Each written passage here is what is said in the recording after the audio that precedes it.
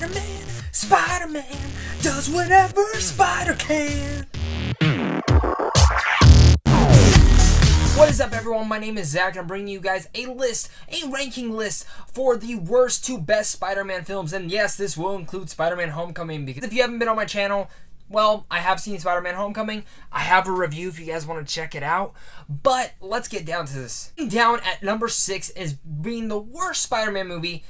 This was a tough one because there's two arguably really bad Spider-Man movies. But that movie's going to be The Amazing Spider-Man 2.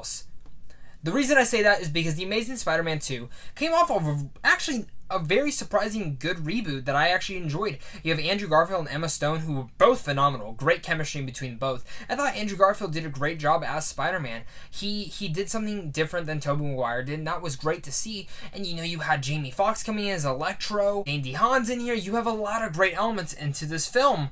But the film became oversaturated, too many villains, too many storylines, and too many things happening at once, which became, I don't know what Mark Webb was directing in this film.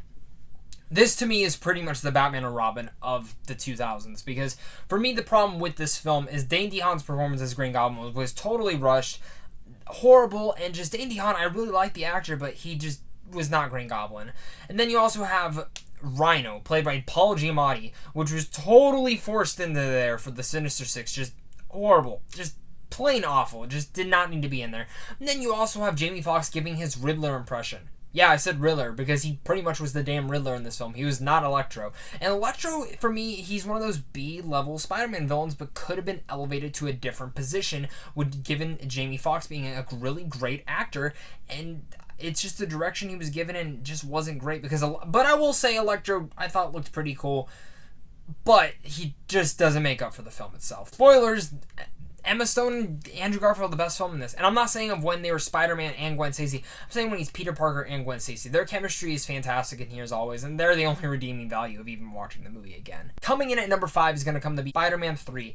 Yeah, this film had a lot of potential too. I mean, every movie does have potential, but Spider-Man 3 really had a great potential. And the reason it gets above the pass of being Amazing Spider-Man 2 is because I will give credit to Hayden Church in here playing Sandman. Did a fantastic job. I thought Sandman was one of the best elements of this film. He did a fantastic job playing the villain of Sandman, and if they just would have stuck to just Sandman himself, I think this film would have been so much more tighter. And Sam Raimi directs this film and did a pretty damn good job, but since he was forced to add into the symbiote and the Venom and all that, you could tell this movie was very jumbled and having too many plot lines. The same thing as problem with Amazing Spider-Man 2.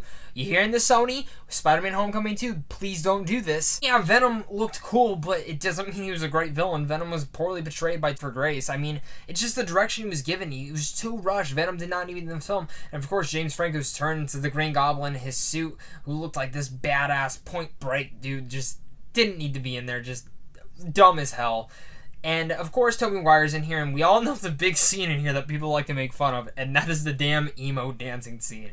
Wow, you can get a great laugh out of that. The whole emo Peter Parker part was just did not need to be in here. There's a bunch of things in this film that didn't need to be in here. But the thing is that Thomas Hayden Church was fantastic as Sandman. Tobey Maguire was great without the emo-fied self of Peter Parker. He was fine. Mary Jane Watson is also great. And of course, Bryce Dallas Howard also shows up in here as Gwen Stacy for a tiny bit and didn't need to be in there as well. She was okay, I guess. But really, Spider-Man 3, I thought Sandman was badass. I thought the special effects and the action scenes with him were visceral and fantastic. I think that's something Sam Raimi's always done a great job of with those Spider-Man films, and that's why it's going to be landing at number 5. Coming in at number 4 for me is going to be The Amazing Spider-Man. Yes, the reboot we got right after Spider-Man 3. And coming off Spider-Man 3, there wasn't a lot of hope for the franchise. I think a lot of people were disappointed. But the one redeeming factor they did get is they went and got Andrew Garfield, a fantastic actor, and you also got Emma Stone to play his love interest in here, which was even better because it's arguably they are two of the rising stars of this time, especially after the last Oscars.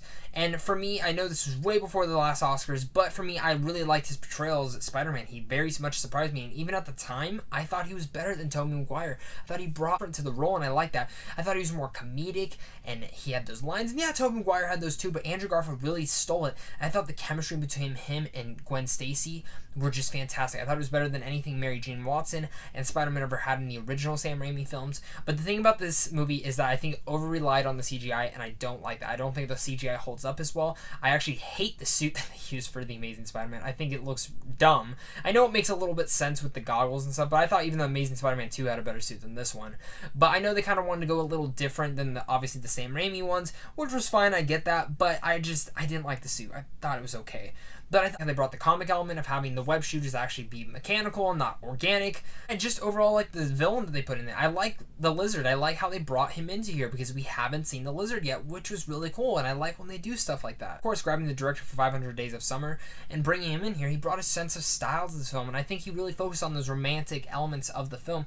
And it really made you fall in love with the characters. And I think that's a big reason for why this movie actually holds up. Coming in at number 3 is going to be Spider-Man. Yeah, the first movie directed by Sam Raimi. Yes, this movie, the one that kicked off a lot of the superhero genre, but I think X-Men, this film, and Blade were the ones that really kicked off the franchise overall back in the 2000s, because before then it was really just Superman and Batman kind of shit itself when Batman and Robin came out. But Sam Raimi's Spider-Man really saved a lot of stuff, and of course you have Norman Osborn in here, Green Goblin himself played by William Dafoe, and he is fantastic in here. I love William Dafoe, and I wish he was in more stuff, but I think he did a great portrayal as Green Goblin in these films, and it was very great to see him in this film. Growing up, he really scared the shit out of me. I mean, I was terrified of the Green Goblin. Of course, James Franco's also in here, which is weird to include him in a Spider-Man film, because now we get him in these raunchy-ass comedies or these weird indie films that he does, like Spring Breakers. But, it's cool to see him go back and see this. And, of course, Mary Jane Watson and the upside-down kiss that's so damn magical that everyone wants to do with their loved ones. It's great to see that in here. And, of course, Tobey Maguire, it's his first portrayal in here, and I thought he did a fantastic job. I think like I said, every Spider-Man has brought a different element to the character, and I thought Tobey Maguire did a great job, besides the fact that he does look like he's 35 in high school, so it's alright. Again, I have to mention, Green Goblin was a fantastic villain in here. He really scared the shit out of you. Thought the costume was a little iffy, but growing up, it still scared the shit out of me. I thought the mask was really cool. Of course, coming in at number 2 is gonna be, what is it? Spider-Man Homecoming, Spider-Man 2, we got 2 left, and drum roll! Spider-Man 2 is gonna be my number 2 of this. This was a very hard decision to make.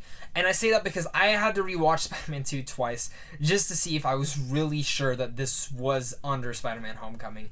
And I mean, Spider-Man 2 is fantastic. I think it holds up. Some of the action scenes in here are so visceral. And that's the one thing I think it does have above Spider-Man Homecoming. Don't get me wrong, we'll talk about the Spider-Man Homecoming action scenes a little more when we get to the next one. But I have to say that Spider-Man 2 is visceral. I mean, the most memorable scene is that train scene when he's trying to stop the train. And him fighting Doc Ock, which greatly portrayed by that actor. Doc Ock is fantastic in the film, and he's one of the great villains of here. The storylines in here kind of just irritate me, but not completely. I still love the story in Spider-Man 2. It's just some of the subplots they have in here, and I never bought Mary Jane Watson and Tobey Maguire as a thing.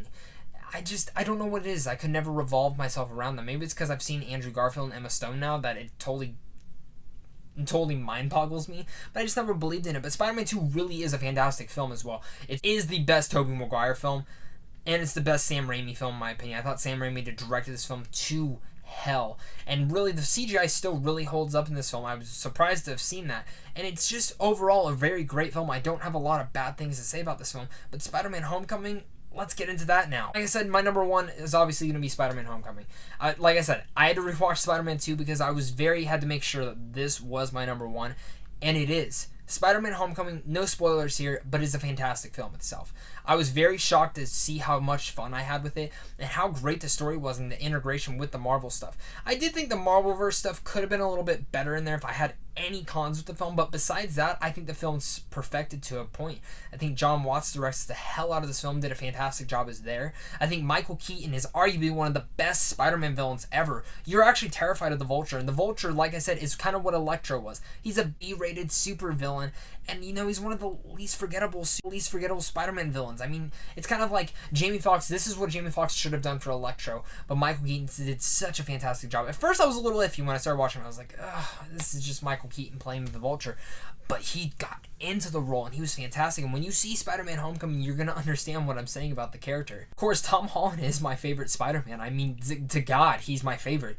I love Tom Holland in the role. And like I said, each Spider-Man has brought something different. Tom Holland brought exactly what I wanted to see from the hero. He's exactly like he was ripped out of the page. Comedic, funny, and a kid in high school. And that's what I love. The balance between high school and the drama of him being a superhero is great to see.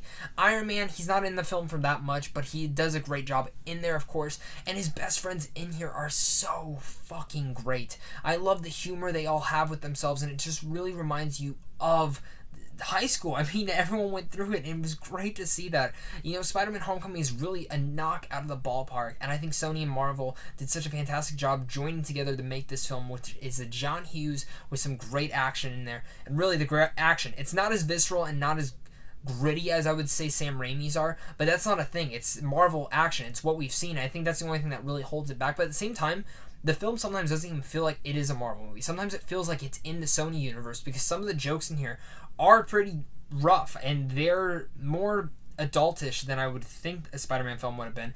And some of the action in here is very intense. Vulture is a scary villain, but when the comedic timings come, it's a very fun movie where you're laughing your ass off, you're having a lot of fun with the characters, and you just want to go see the movie again and again. And the 2 end credits and scenes in here, of course, are great to see as well. I think the first one is very great setup for the Spider-Man universe itself, and the last one is very funny and probably one of the best I've ever seen. So make sure to look out for those when you go to see Spider-Man Homecoming this week.